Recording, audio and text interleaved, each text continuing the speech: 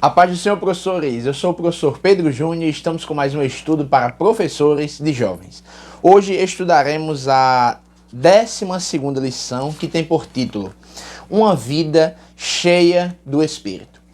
O texto principal nos diz: portanto, agora, nenhuma condenação há para os que estão em Cristo Jesus, que não andam segundo a carne, mas segundo o Espírito. Romanos capítulo 8, versículo 1. O resumo da lição nos diz: Deus não prometeu uma vida sem aflições para quem é cheio do Espírito, mas Ele garante sua presença e consolo em todos os momentos, além da vida eterna. Ao lado, querido professor, nós temos a leitura semanal. É importante que você faça essa leitura, divulgue em grupos de WhatsApp para que seus alunos estejam por dentro do tema que será abordado nessa lição. Bom, são 3 os nossos objetivos. Primeiro, saber que a lei do Espírito livra da lei do pecado e da morte. Enfatizar que o crente vive no Espírito, que o crente que vive no Espírito tem a garantia da vida eterna com Deus.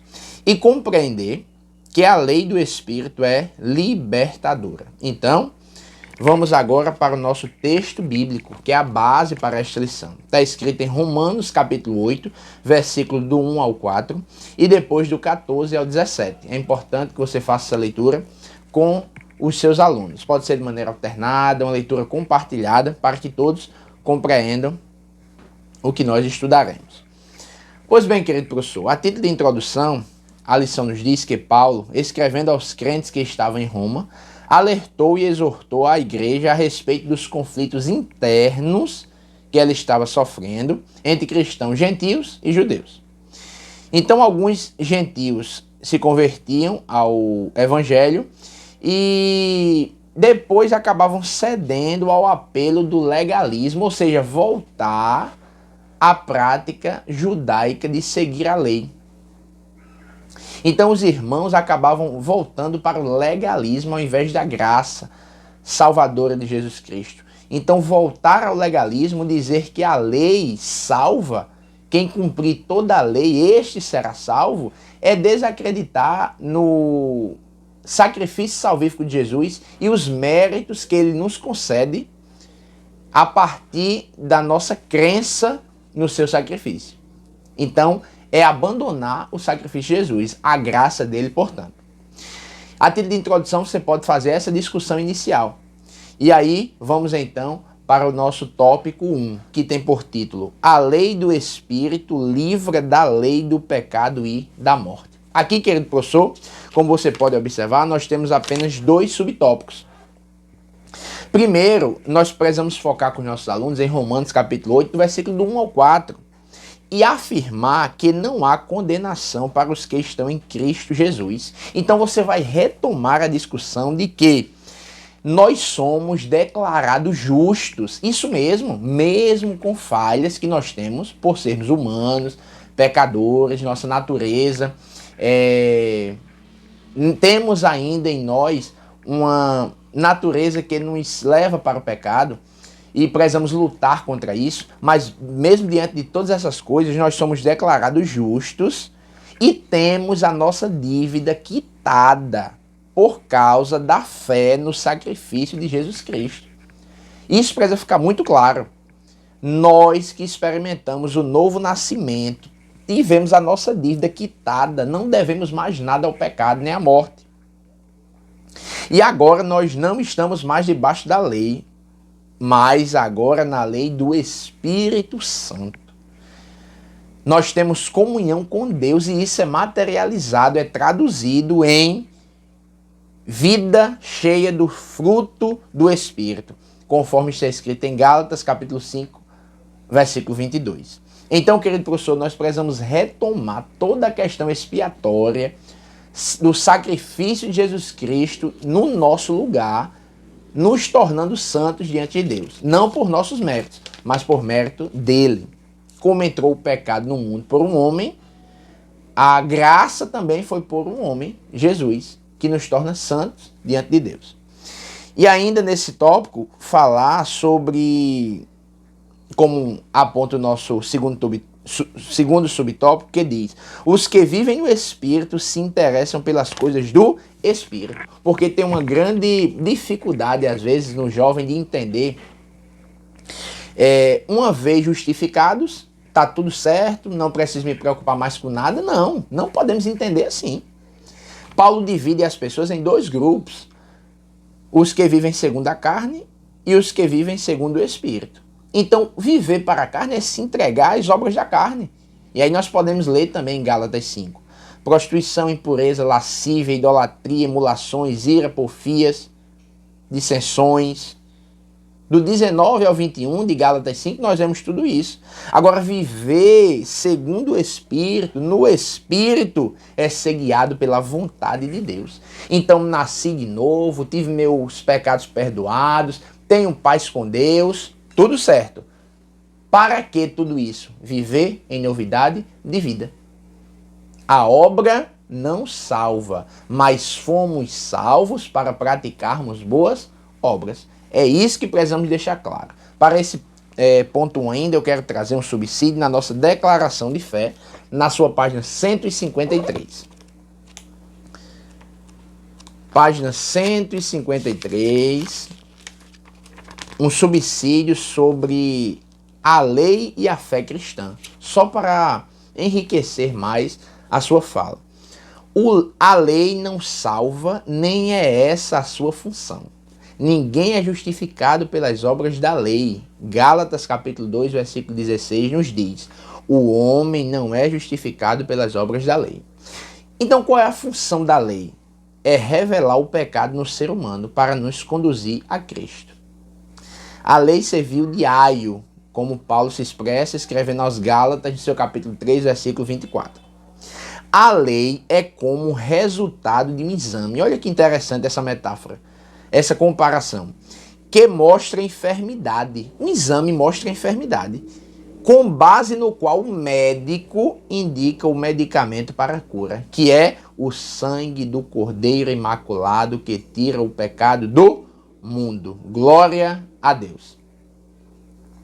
Então, esse é um subsídio. E o segundo, querido professor, é sobre a lei e a graça, que tem uma discussão também sobre isso. E o que a nossa declaração de fé nos diz? É importante nós apresentarmos para os nossos alunos. Entendemos que a lei diz: faça e viva. A graça, no entanto, diz: viva e faça. Glória a Deus. Não estamos debaixo da lei, mas debaixo da graça. Isso significa que não somos controlados pela lei, mas sim pela graça, guiados agora pelo Espírito. Nossa obediência não é mais ao estilo da lei escrita. Agora estamos livres para servir a Deus na direção do Espírito Santo. Aí olha o que a nossa declaração de fé nos diz ainda. Apesar de estarmos libertos da lei, essa liberdade significa que estamos livres para servir. E não para pecar. Aí é libertinagem. Pois agora somos servos de Cristo e não da lei. Explique isso para os seus alunos. Vamos para o nosso segundo ponto da lição. Então, querido professor, nosso segundo tópico da lição tem por título: a herança da vida no Espírito Santo. Isso mesmo. Qual é a herança da vida no Espírito Santo? O nosso comentarista nos traz 3 bênçãos, 3 heranças. Primeiro, somos guiados pelo Espírito, e todos que são guiados pelo Espírito recebem a dádiva de serem filhos de Deus. Filiação. Isso mesmo. Filiação divina é exclusiva para aqueles que são guiados pelo Espírito de Deus.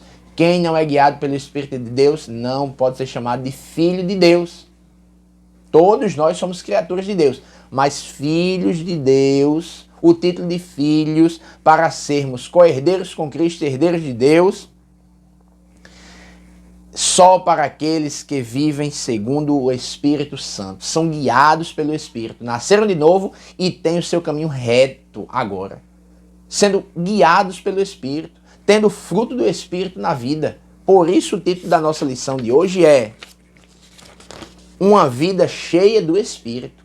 Não no sentido de batismo no Espírito Santo, mas o comentarista traz agora fruto do Espírito. Nosso testemunho, nosso modo de viver. Aponta, indica, diz se somos cheios ou não, ou temos uma vida cheia do Espírito ou não. A segunda herança, vida eterna. Isso mesmo. 2 Timóteo capítulo 4, versículo 8, o apóstolo Paulo diz: desde agora, a coroa da justiça me está guardada, a qual o Senhor justo juiz me dará naquele dia. E não somente a mim, mas também a todos os que amarem a sua vinda. Jesus disse, não se turbe não o vosso coração. Credes em Deus, crede também em mim. Na casa do meu pai há muitas moradas. Se não fosse assim, eu tinha dito. Mas eu vou preparar lugar, tá certo? E nos prometeu que viria outra vez, para que onde ele estivesse, nós estivéssemos também. Então, herança, vida eterna com Deus. E por último, nosso comentarista apresenta: ganhamos o Espírito Santo como nosso intercessor.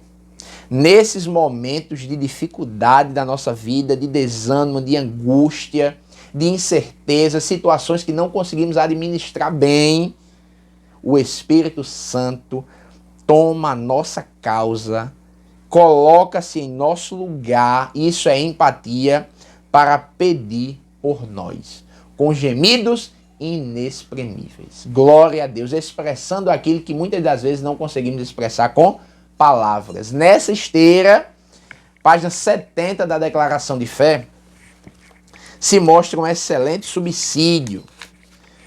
O Consolador. Olha o que a nossa declaração nos diz. O Senhor Jesus chamou o Espírito Santo de o Consolador. Mas aquele Consolador, o Espírito Santo, que o Pai enviará em meu nome, vos ensinará todas as coisas e vos fará lembrar de tudo quanto vos tenho dito. João 14, 26. Meus filhinhos, estas coisas vos escrevo para que não pequeis. E se alguém pecar, temos um advogado para com o Pai, Jesus Cristo, o justo. 1 João 2 e 1. Embora se refira a Jesus, o Espírito Santo também tem essa característica. A palavra consolador deriva-se do grego paráclitos, que significa defensor, advogado, intercessor, auxiliador. Cremos no Espírito Santo, que é Senhor, vivificador, o que procede do Pai e do Filho, o que juntamente com o Pai e o Filho é adorado e glorificado, o que falou por meio dos profetas. Esse subsídio é interessante, pois nos ensina que o Espírito Santo, Paráclitos, é consolador, advogado, é quem está ao nosso lado. Jesus disse, estou subindo, mas o meu Pai enviará outro. Esse outro significa alguém da mesma espécie, um outro eu. Glória a Deus. Então o Espírito Santo, terceira pessoa da Trindade, Deus, está com cada um de nós. É a terceira herança que o comentarista nos apresenta. Vamos então para o nosso terceiro ponto da lição.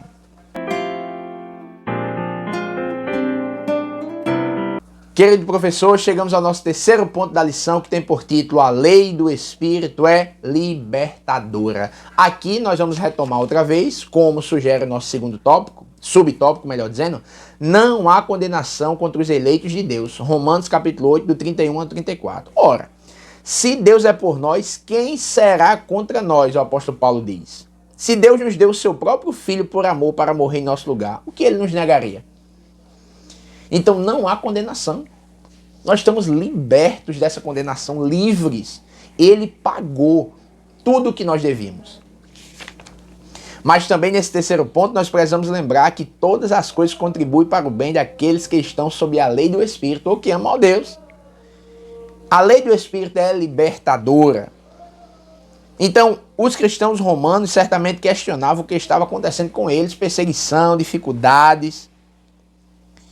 E muitas das coisas nos sobrevêm, que nós muitas das vezes podemos olhar para a nossa situação e dizer, meu Deus, olha o que está acontecendo, de tão difícil. Precisamos dizer isso para os nossos jovens. Quanto sofrimento, quanta aflição.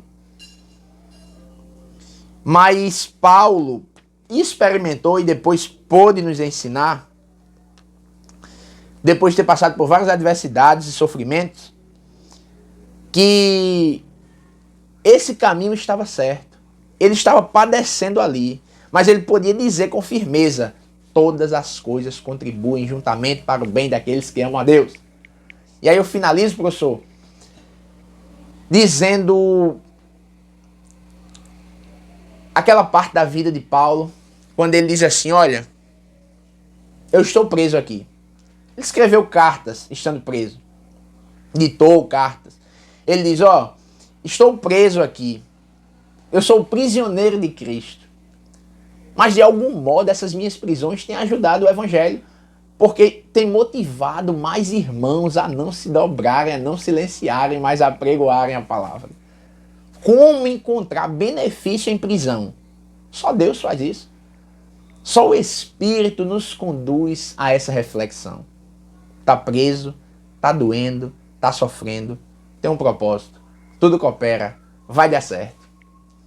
Finalize a aula com essas palavras encorajadoras, exortadoras. Diga ao seu jovem que tudo coopera para o bem. Suportemos nós a aflição. Deus está conosco. Vamos para o nosso momento EBD.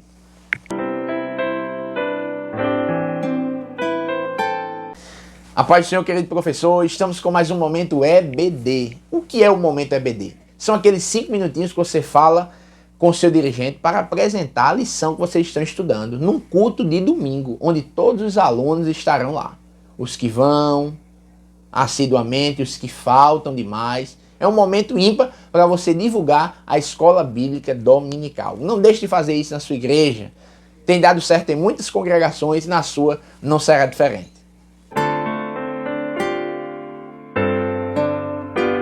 Olá, querido professor, estamos com mais um momento de subsídios pedagógicos para que você enriqueça cada vez mais as suas aulas. A primeira dica pedagógica é a nossa dica trimestral. Não fique de fora. Vamos divulgar o que nós temos aprendido na escola bíblica. Vamos encher as redes sociais da palavra de Deus. Incentive seu aluno. Um pequeno resumo da lição, uma pequena palavra, uma pequena mensagem.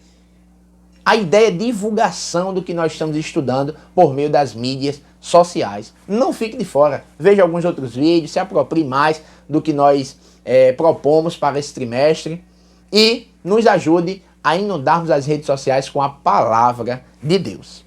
Pois bem, como segunda dica pedagógica, nós queremos trazer ou ressaltar a trazida na lição.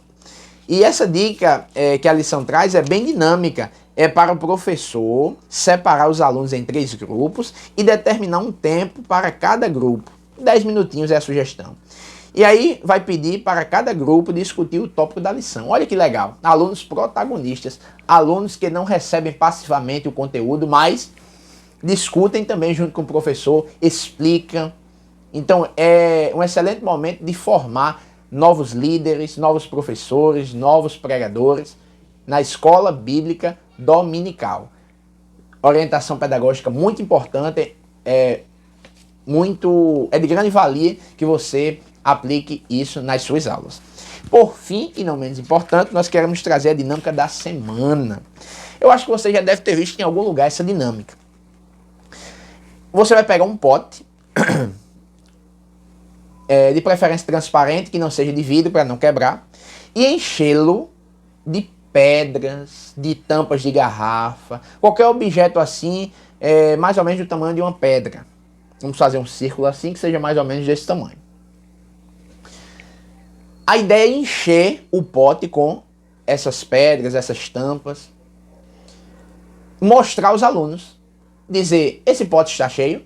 Certamente eles dirão: está, porque de fato não suportam mais pedras ou mais tampas.